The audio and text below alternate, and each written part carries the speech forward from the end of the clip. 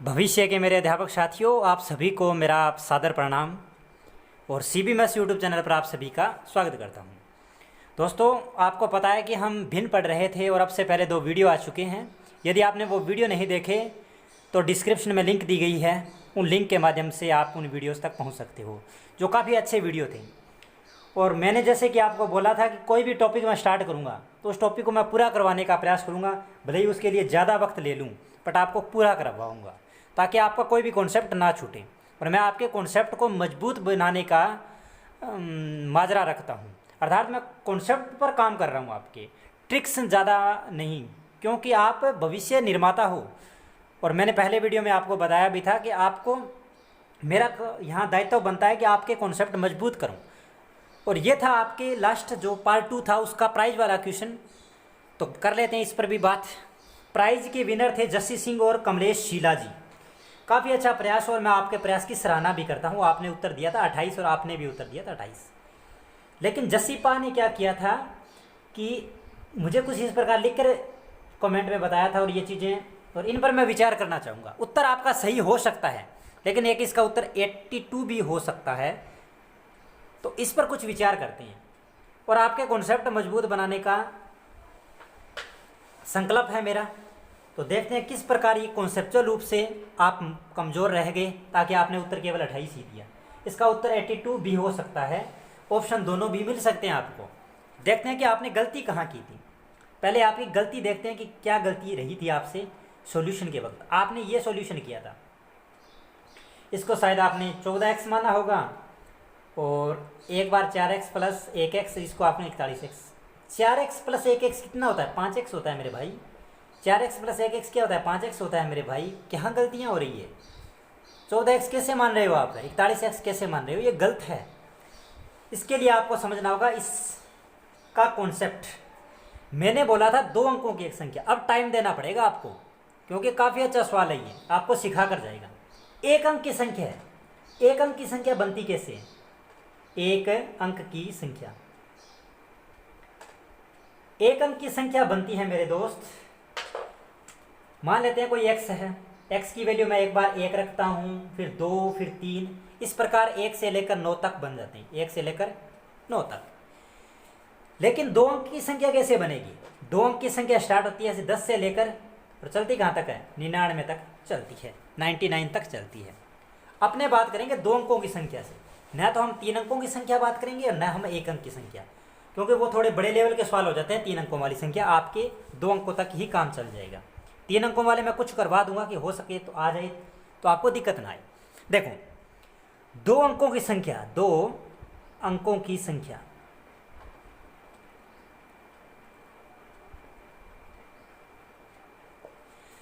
दो अंकों की संख्या बनेगी कैसे? 2 अंकों की कोई भी संख्या, उसको हम मानते हैं 10x plus Y, 10x plus Y. अब आप पूछोगे क्यों मानते हैं? इसका कारण हम जानते हैं। 10x प्लस वाई है, 10 कैसे बनता है, 11 कैसे बनता है, 12, 13, इस प्रकार 14। ये संख्या बनती कैसे है? 99 तक चलती है ना, 99 तक। ये संख्याएं बनती कैसे हैं, ये आपको बतानी है। देखो, मैं अगर y की वैल्यू 0 रख दूँ और x की वैल्यू 1 रख दूँ तो क्या आएगा?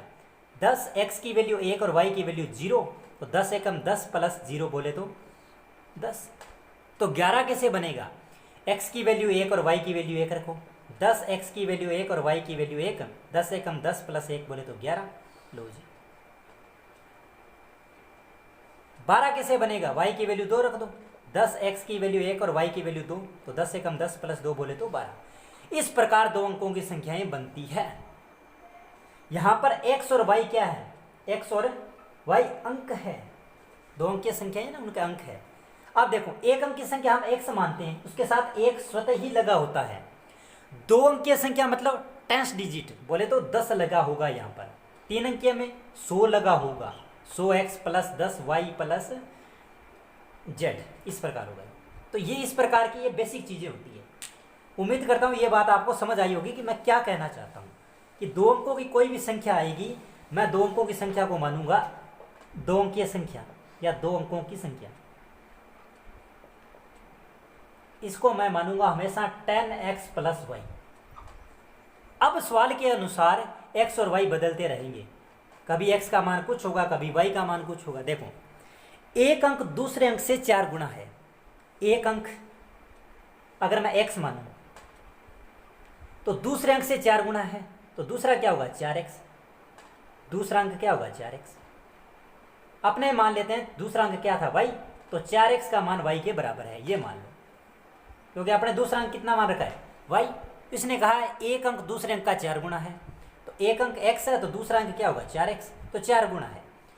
अब क्या करो, जहाँ पर y है वहाँ पर 4x वैल्यू रखो, 10x और y की वैल्यू रखो 4x, 10 और 4 14x।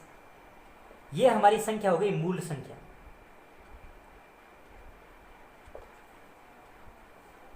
लेकिन पूछा है इसने अंक पलटने पर, अंक पलटाओ, यानी x की जगह y लाओ और y की जगह x, तो क्या होगा 10y प्लस x।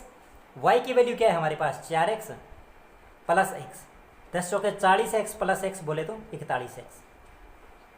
इसका मतलब नई संख्या क्या होगी 41x। इन दोनों को जोड़ने पर 110 प्राप्त होता है। इसका शॉर्ट भी बताऊंगा, टेंशन क्यों लेते हो। इन दोनों को जोड़ो, मतलब मूल संख्या कितनी है 14x, नई संख्या कितनी है 41x। इन दोनों को जोड़ोगे तो 110 प्राप्त होगा। इनको जोड़ोगे तो 55x बराबर 110, तो x की वैल्यू आएगी 55 दुआ 110, x की वैल्यू 2, क्योंकि ये 55 भाग में जाएगा। x की वैल्यू 2 है तो मूल संख्या कितनी होगी 14x, 14 गुणा 2 बोले तो 28, या फिर कितनी हो सकती है 41 गुणा x बोले तो 41 गुणा 2 तो बोले तो 82। एक बार के लिए देखो, फिर आपको बताऊंगा कि ये दोनों कैसे होंगी, ऑप्शन से भी करेंगे। अब एग्जाम में कैसे करोगे आप, एग्जाम में इतना सब कुछ नहीं लिखना, अपने दिमाग में ये है, आप x और y की वैल्यू सोच चुके हो, ये 4x और x, ठीक है। एक बार तो आपको पता है कि x यहाँ पर कितना है 4, तो 14x। एक बार कितना होगा यहाँ 4, 10 चौके 40 हो रहे, 41x। इन दोनों को जोड़ने पर हमें आ रहा है, तो डायरेक्ट आपको करना है और संख्याएं आएगी 28 और 82।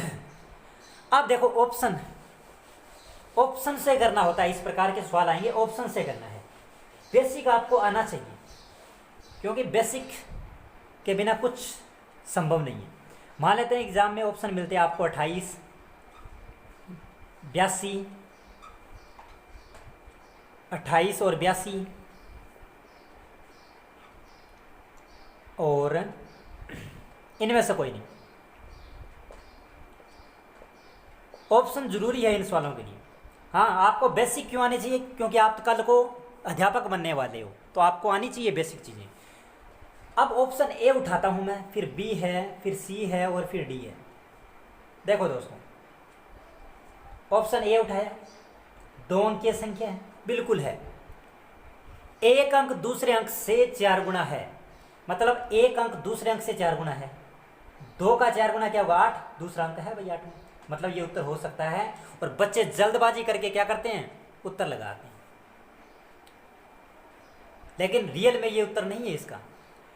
ऑप्शन बी पर जाएंगे, 82, एक अंक दूसरे अंक का 4 गुना है, बिल्कुल है, ऑप्शन ये भी हो जाएंगे। कई डायरेक्ट ऑप्शन बी पर जाते हैं तो वो इस प्रकार, लेकिन इसका उत्तर होगा ए और बी और सी दोनों, यानी ये सी वाला 28 और 82। क्यों होगा आप देखो, ये कंडीशन सेटिस्फाई करानी है। 28 उत्तर है, एक अंक दूसरे अंक से 4 गुना है।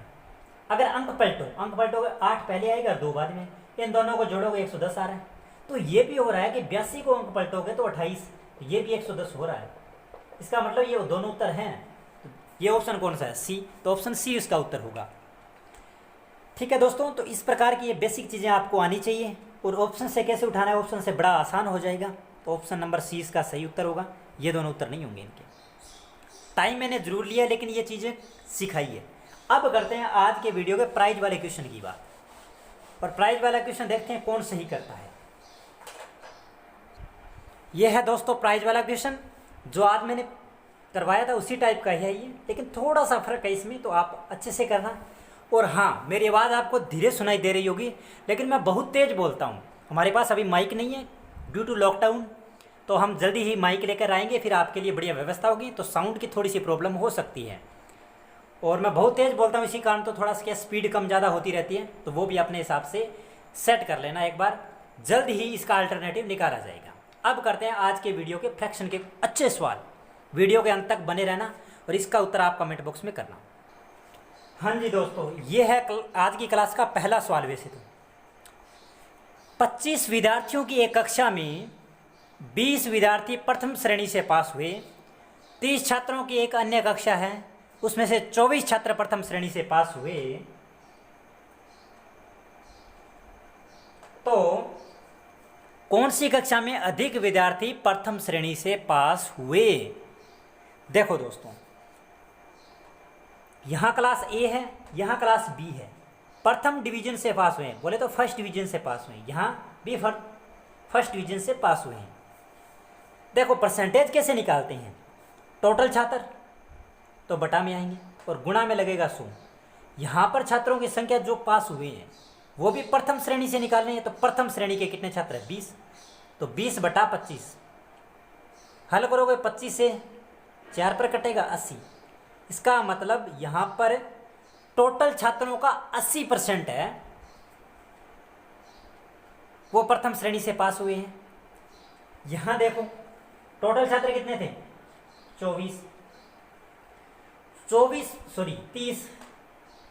30 में से 24 छात्र प्रथम श्रेणी से पास हुए हैं, गुणा 100, 0 से 0 काटो, 3 से काटो। इसका मतलब यहां भी 80% छात्र प्रथम श्रेणी से पास हुए हैं। प्रथम तरीका ये कि यहां भी कुल छात्रों का 80% प्रथम श्रेणी से पास हुए हैं, यहां भी कुल छात्रों का 80% छात्र हैं प्रथम श्रेणी से पास हुए हैं। इसने पूछा कौन सी कक्षा में अधिक छात्र प्रथम श्रेणी से पास हुए हैं? दोनों कक्षाओं में बराबर छात्र पास हुए हैं, दोनों कक्षाओं में। इस मार्कर की क्या बात है? दोनों कक्षाओं में बराबर छात्र। यह पहला तरीका है कि हम परसेंटेज देख लेते हैं टोटल। या फिर दूसरा तरीका देखो,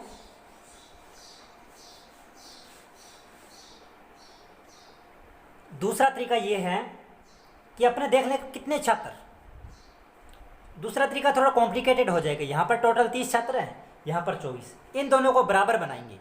बराबर कैसे बनाएंगे? इसको 5 से मल्टीप्लाई करें, इसको 4 से, तो ये कितना आएगा? 120। यहां भी कितना आएगा? 5 चौके 20, 5 2 10, 2 12, 120। इसका मतलब ये हुआ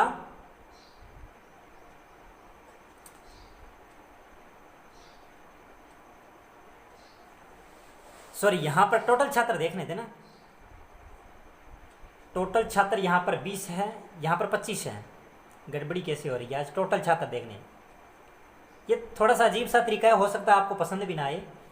और यहां पर टोटल छात्र अपने 30। इनको बराबर कैसे करोगे? 25 छिका 150 और 3 5 15। ये मैंने कभी नहीं किया, अभी दिमाग में आया था। इसका मतलब यहां पर टोटल छात्र अगर 150 होते तो यहां भी 150 ही होते, यानी टोटल को मैं 6 से गुणा कराऊँ, यहां भी टोटल को 6 से गुणा कराऊँ। इसका मतलब 20 यहां पर पास हुए थे और यहां कितने पास हुए थे? 24। 5 चौके 20, 5 2 10, 2 12। यहां भी 6 से गुणा करो, 6 2 12, 120। इसका मतलब 150 के हिसाब से जितने को मल्टीप्लाई किया उतने को यहां मल्टीप्लाई करेंगे। लेकिन ये तरीका है बहुत आसान, है बहुत आसान। अगर आप फर्स्ट बार कर रहे हो ना, फिर आपको समझ नहीं आएगा। और मैंने थोड़ा सा स्टार्टिंग में गड़बड़ी कर दी क्योंकि डाटा लेने में, तो आपको वैसे भी समझ ना आया हुआ। लेकिन आप एक बार वीडियो को दोबारा देख लेना, समझ आ जाएगा। हड़बड़ाहट क्यों हो रही है? क्योंकि एक ब्रेक ले लेते हैं ना बीच में और वापस आते हैं, तो फिर हड़बड़ाहट हो ना रहती नहीं है।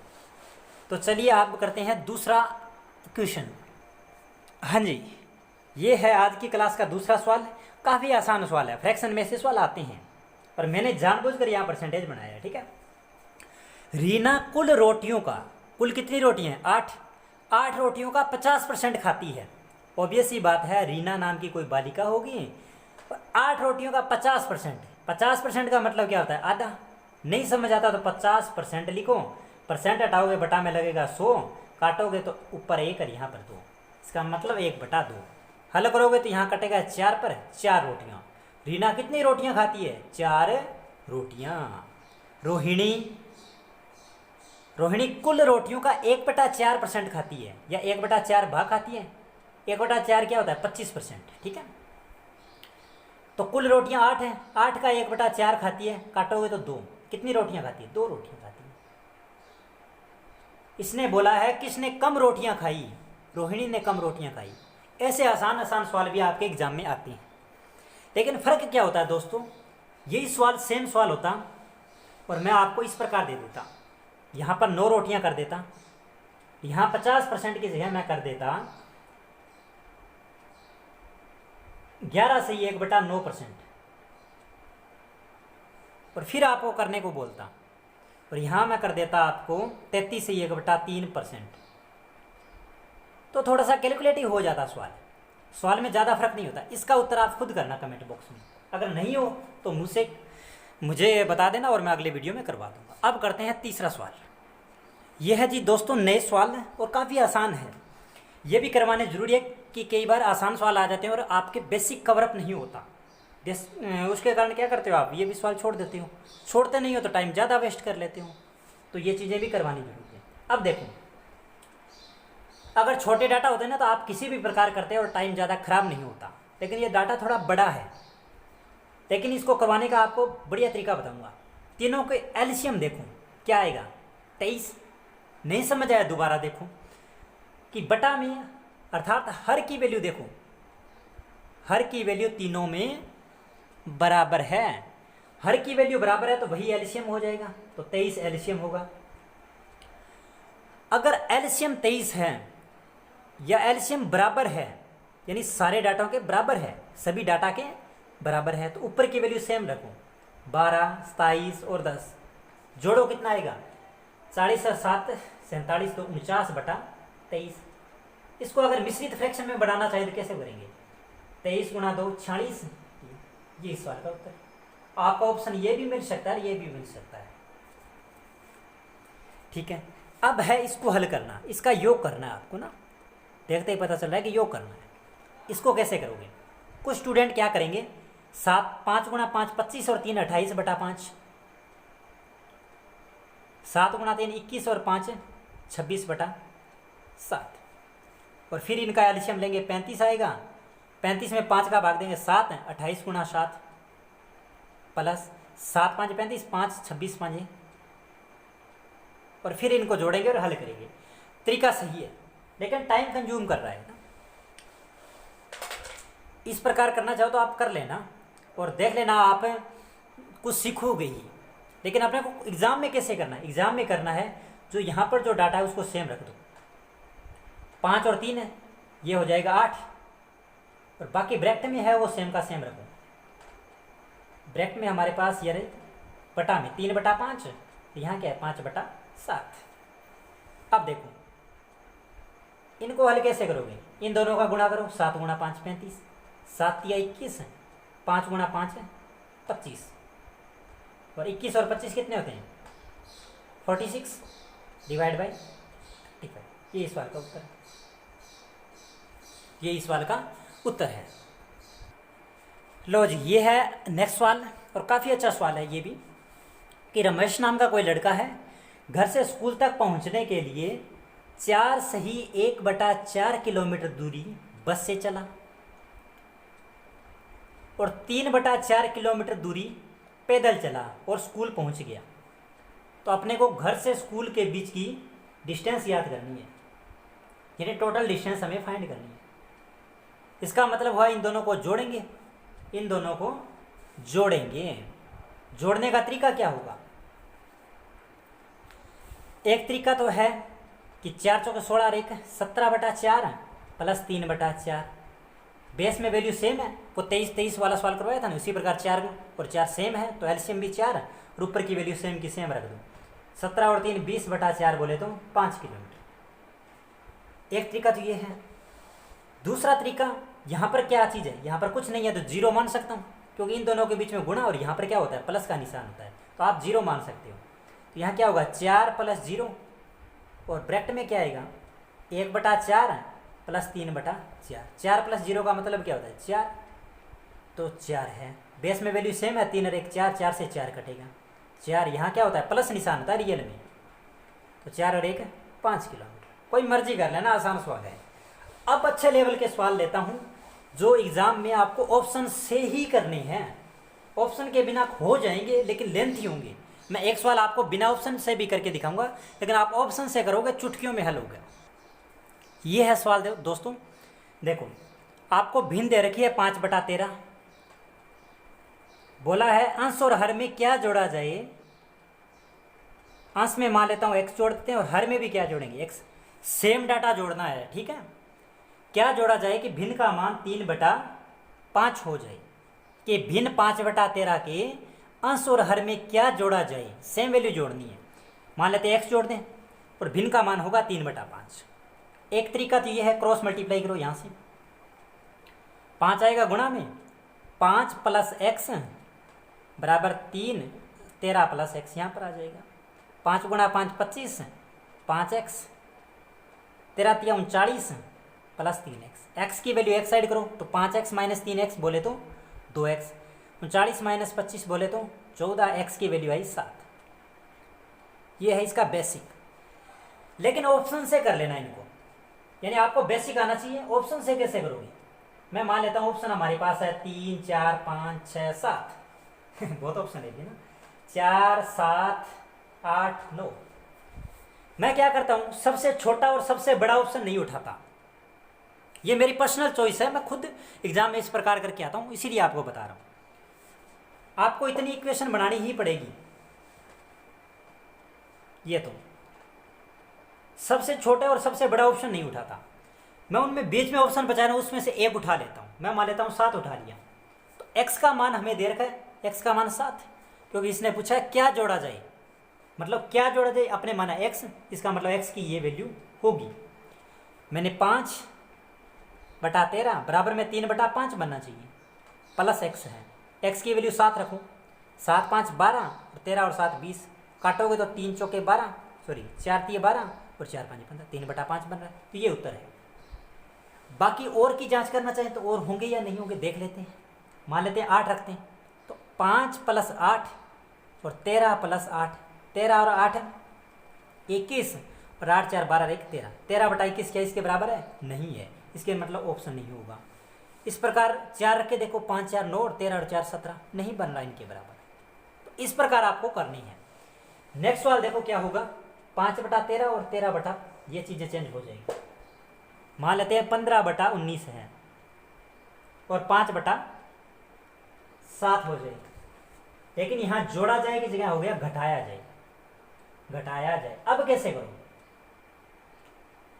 अब दोस्तों आपको करना है ये सवाल कि 15/19 अपने पास भिन्न है, उसमें से क्या घटाया जाए। मैं मान लेता हूँ x घटाया जाए, मैं मान लेता हूँ x घटाया जाए, तो भिन्न का मान कितना होगा, 5/7 होगा, 5/7 होगा। अब x का मान या तो ऑप्शन से करो, लेकिन हमें एक बार बेसिक जरूर करना है। क्यों करना है, क्योंकि बेसिक के बिना कोई भी चीज़ अच्छे स्तर तक नहीं पहुंच पाती। हमारे कॉन्सेप्ट क्लियर जरूरी होने चाहिए। करो जी क्रॉस मल्टीप्लाई, 7 का पूरे से गुणा करना है, 15 - x। ये मैं जानबूझकर एक स्टेप लिखता हूँ, आप चाहो तो डायरेक्ट कर सकते हो। 15 × 7 7 × x, 19 × 5 और 5 × x, 15 × 7 105, 7 × x 7x, 19 × 5 = 95 और -5x। x की वैल्यू एक साइड करो, 7x - 5x, यहाँ 105 - 95, हल करोगे तो क्या होगा, यहाँ बचेगा हमारे पास 10, यहाँ बचेगा 2x, तो x की वैल्यू 5, x की वैल्यू हमारे पास आई 5। या फिर इतना तो हमें करना ही पड़ेगा, ऑप्शन उठा लिया आपने भाई। मान लेते हैं ऑप्शन होते हैं 5, 10, 15, 20, ये मेरी तरफ से ऑप्शन है, ठीक है, या नन ऑफ दीज भी कर लें, नन, ठीक है। 15 में से 5 घटाओगे, यानी मान लेता हूँ x की वैल्यू में 5 रखता हूँ, 19 में से 5 घटाएंगे तो क्या बचेगा, 10/14, काटोगे तो क्या बचेगा, 5/7, ऑप्शन होगा। और चेक करना चाहिए, 15 में से 10 घटाओ 5, 15 में से 10 घटाओ 19 में से 10 घटाओ 9, 5/9 बन रहा, इसके बराबर नहीं है, तो ये उत्तर नहीं होगा।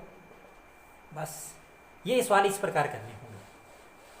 अब देता हूँ एक और सवाल, फिर करते हैं इस क्लास का एंड, और इसके बाद में नया टॉपिक आएगा। आप कमेंट में कर देना कि कौन सा टॉपिक करवाना है, वो टॉपिक आपको करवाया जाएगा। हाँ जी दोस्तों, ये है नेक्स्ट सवाल। सवाल आसान है, आप कर भी लोगे, एक्स वगैरह मानोगे कर भी लोगे, लेकिन आपको कुछ नई चीज़ सिखानी थी। मैंने एक पहले वीडियो में शायद कुछ ऐसी चीज़ें करवाई थी, उनका ही यूज करेंगे। देखो, रमेश अपने धन का आधा भाग अपनी पत्नी को दे देता है, आधा भाग अपनी पत्नी को दे देता है। आधा बोले तो 1/2, 1/3 अपने पुत्र को, 1/3 अपने पुत्र को दे देता है। उसके बाद में जितना धन बचता है वो है 50,000 रुपये। तो टोटल धन हमें याद करना है। देखो मैंने बताया था जो बटा में वैल्यू होती है ना, उन दोनों का गुणा कर लो या उनका एलसीएम निकाल लो, बोले तो लेस है, वो कुल धन मान लो। मैं इन दोनों का गुणा मान लेता हूँ 6, कुल धन मान लिया मैंने 6, कुल धन मैंने मान लिया 6। 6 का 1/2, 6 का बोले तो गुणा 1/2, हल करोगे तो 3, इसका मतलब आधा बोले तो 3। और 6 का 1/3, 6 का 1/3 बोले तो 2, यानी 6 में से 3 धन अपनी पत्नी को, 2 रुपये अपनी पुत्र को दे दिया। शेष उसके पास कितना बचा? 6 में से 5 गया तो 1 बचा। ये है शेष धनराशि, शेष धनराशि। लेकिन इसने कहा है शेष 50,000 रुपये बचे, तो कुल धन ज्ञात करो। यदि शेष 1 रुपया बचता तो उसके पास कुल धन कितना होता? 6। शेष कितना बचा है? 50,000 रुपये। 50,000 रुपये शेष बोले तो 1 पार्ट की वैल्यू है, टोटल धन बोले तो 6 पार्ट की वैल्यू ज्ञात करनी है। 6 को हल करोगे तो 6 गुणा 5 30, तो बाकी ये 4 जीरो के 4 जीरो लगा बोले तो 3 लाख रुपये। ये इस सवाल का क्या होगा? उत्तर होगा। लेकिन दोस्तों इस प्रकार ही करना है इस सवाल को। बेसिक से कैसे करेंगे? इसने बोला आधा धन मान लेते हैं, कुल धन x मान लेते हैं। कुल कितना मानते हैं? कुल धन x मान लेते हैं, कुल धन राशि। प्राइज वाला क्वेश्चन जरूर अटेम्प्ट करना, पहले दे दिया मैंने, ठीक है। और x में से आधा धन बोले तो x/2, x में से 1/3 बोले तो 1/3, ये दे चुका है। कुल कितना दे चुका है? इसको हल करोगे 2 गुणा 3 बोले तो 6, 3 गुणा x 3x, 2 गुणा x 2x, तो 5x/6। अब ये तो दे चुका है वो गिवन। शेष कितना बचा है? कुल में से 5x/6 घटाओगे, क्यों कि टोटल में से जितना दे चुका है वो घटाओगे तो बचेगा रेस्ट। और इसकी वैल्यू हमारे पास है 50,000 रुपये। 6 गुणा 1 6, 6x माइनस 5x, इसको हल करोगे 50,000, और x/6 बराबर है 50,000। तो x की वैल्यू कितनी आएगी? 50,000 गुणा 6 बोले तो 3 लाख, 3 लाख ही बनेगा। ये है भाई टोटल धन। इस प्रकार भी आप कर सकते थे। अच्छा ये फ्रेम में नहीं आ रहा। x/6 बराबर, जल्दबाजी कर गया मैं, तो x की वैल्यू कितनी आएगी? 6 भाग का है, सेकंड साइड गुणा में चला जाएगा, तो x की वैल्यू आएगी 3 लाख रुपए। 3 लाख, बस इतना तो आ रहा होगा फ्रेम में। हाँ, तो फ्रैक्शन में फिलहाल इतना ही, और बाकी जो भी सवाल बनेंगे तो मैं नेक्स्ट वीडियो में जो अलग टॉपिक के साथ मिश्रित सवाल आएंगे उसमें करवा दिया करूँगा। फिलहाल इस वीडियो में इतना ही।